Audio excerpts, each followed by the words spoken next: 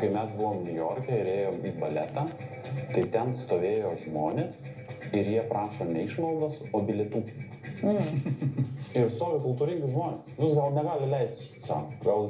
Gal nežinau. Dyką prašo? Taip, ta prasme, ne išmaldos prašo, o stovėjo prie įėjimo, sako, gal galėtumėt man pirkti bilietą.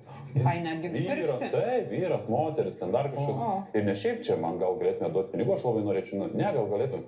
Ir girdžiu kažkas, jo, prašom, nueina, nupirka žmogus. Kaip...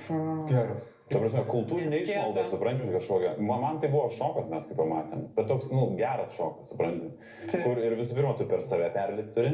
Čia kiek daug perlipti. Jo, antras dalykas, kad perlipi dėl, nesakyčiau, romantiško, sakyčiau. Ne tiek gero tikslo, kiek romantiško. Ir kitas dalykas, kad tai yra visuotinai priimta pas juos, pavyzdžiui. Kad nieks nesistebi. Kad tas, kas nori, tas nuperka. Ir kad nestovi, žinai, mes pripratę, kad išmaldos galbūt prašo kažkokie socialiai žemesnio, žinai, kažkokios sluoksnių. Ne, ten stovi paprasti žmonės. O kaip gatvėje sutiktum darbę, ar dar kažkur žmonės stovi ir sako, gal galėtume man pirkti. Bet klausyk, šitaip save įmesti į tokį nepalankų vaidmenį yra šiaip tai visai įdomu. Niekada savo taip tarsi... Jo, bet čia, supranti, net nėra būtinybė. Aš manau, kad čia toks pratimas, kurį reikėtų daryti daugeliu. Jo, nes yra praktikos, kaip pavyzdžiui, ten daro, tarkim, ir sako, kad norėdamas ten, tarkim, propaganda, ne? Veikia mases. Ir vienas iš būdų pabėgti nuo propagandos, tai yra daryti panašius pratimus. Tu truputį pradedi atsitraukti nuo visuomenės, nuo to viso gramofono efekto tokio, kur tu, žinai, įsiklausai, visi eina, tu eini.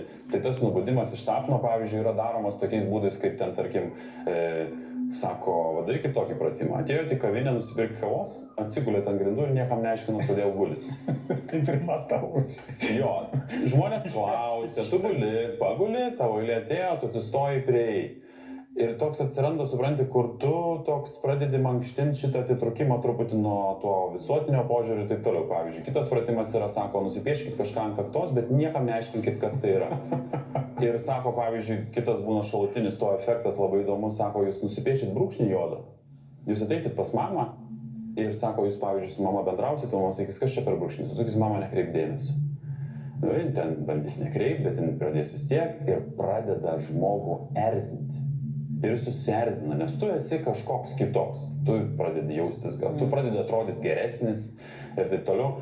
Ir tas susierzinimas ir matymas, kaip tu tampi nebepriimtinas, tave truputį žadina iš viso šito, supranti.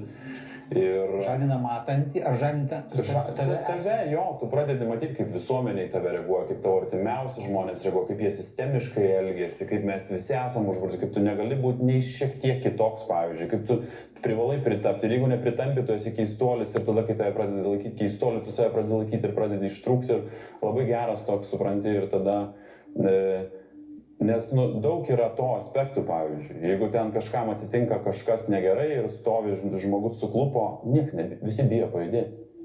Nes vyksta toks periferinis stebėjimas, kuris žengs pirmas žingsnį, pavyzdžiui.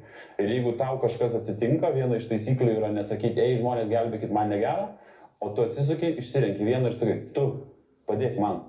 Ir tu pažadini tą žmogų. Tai... Taip, čia kai įvykis būna koks nors.